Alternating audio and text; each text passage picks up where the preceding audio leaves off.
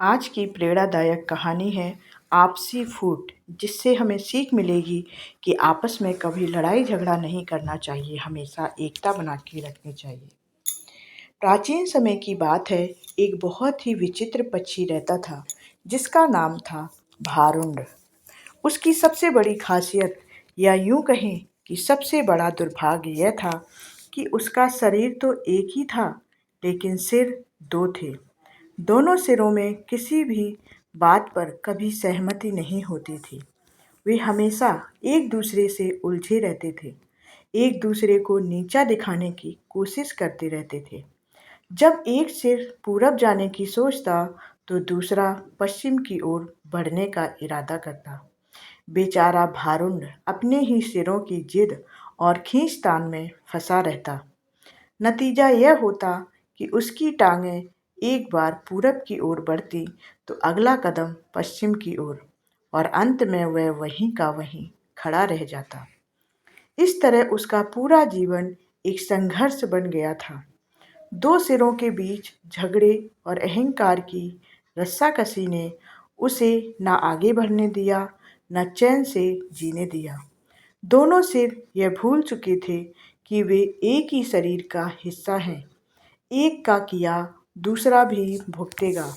परंतु जब अहंकार और ईर्ष्या मन में घर कर जाए, तो समझदारी कहीं पीछे रह जाती है। एक दिन की बात है, भारुण नदी के किनारे भोजन की तलाश में घूम रहा था। तभी उसके एक सिर को नीचे जमीन पर एक बड़ा रसदार और सुंदर फल दिखाई दिया। उसने चोंच से उसे उठाया, थोड़ा चखा और खुशी से उछल पड़ा। वाह, कितना स्वादिष्ट फल है! ऐसा स्वाद तो मैंने आज तक कभी नहीं चखा। भगवान ने सच में दुनिया में क्या क्या स्वादिष्ट चीज़ें बनाई हैं। यह सुनकर दूसरे सिर के मुंह में भी पानी आ गया। उसने उत्साहित होकर कहा, अरे भाई, मुझे भी तो थोड़ा चखने दे। मैं भी जानूं तो सही कि इसमें क्या ऐसा स्वाद है। लेकिन पहला सिर अकड़ कर बोला, दूर हट, यह फल मैंने पाया और इसे मैं ही खाऊंगा। अपनी गंदी चोंच इस पर मत लगा। दूसरे ने समझाने की कोशिश की, अरे भाई, हम दोनों एक ही शरीर के अंग हैं। जो चीज़ तू खाएगा वह पेट में ही जाएगी, और पेट तो हमारा साझा है। फिर तू क्यों स्वार्थी बन रहा है? पहला सिर बोला, बिल्कुल सही कहा तूने कि पेट तो एक ही है। तो फिर चिंता मत कर, जो मैं खा रहा हूँ वही पेट में जाएगा और तेरा पेट भी भर जाएगा। बस तू चुपचाप बैठ जा। दूसरे सिर ने कहा, खाने का मतलब सिर्फ पेट भरना नहीं होता भाई। जीभ को भी तो स्वाद का आनंद चाहिए।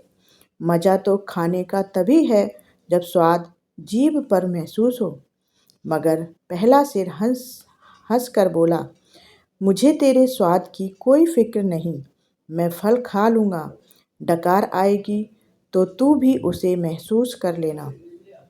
बस अब चुप रह और मुझे फल खाने दे। इतना कहकर पहला सिर चटकारे लेते हुए वह फल खाने लगा। दूसरे सिर को यह बात बहुत बुरी लगी। उसे बहुत अपमान महसूस हुआ। उसने मन ही मन ठान लिया कि एक दिन वह इसका बदला जरूर लेगा। अब वह मौके की तलाश में रहने लगा। दिन बीतते गए। एक दिन फिर भारुण भोजन की तलाश में घूम रहा था।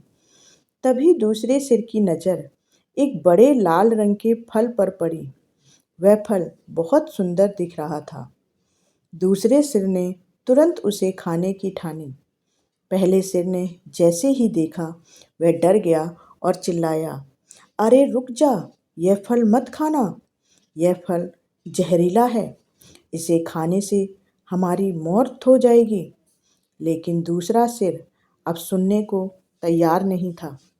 उसने ताने मारते हुए कहा, हे, अब तू मुझे समझा रहा। उस दिन तूने मेरे साथ क्या किया था भूल गया? अब मैं वही करूँगा जो मुझे अच्छा लगेगा।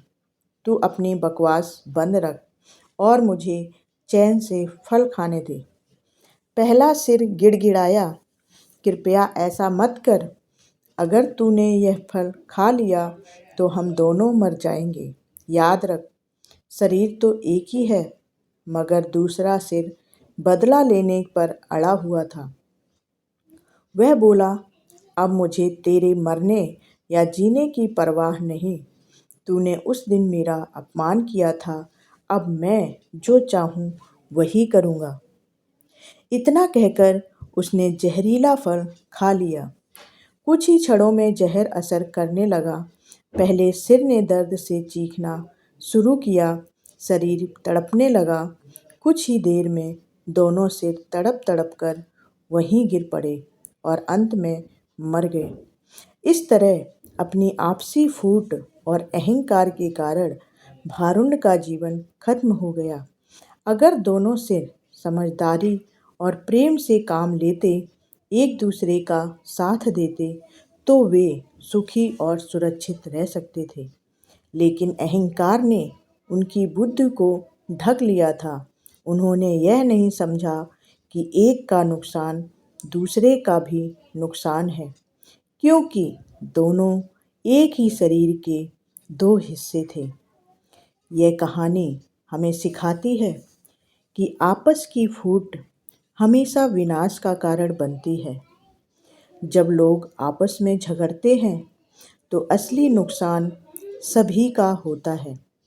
परिवार हो, समाज हो या देश, अगर उसमें एकता नहीं होगी तो वह भी कभी प्रगति नहीं कर सकता। एकता में ही शक्ति है और फूट में केवल बर्बादी।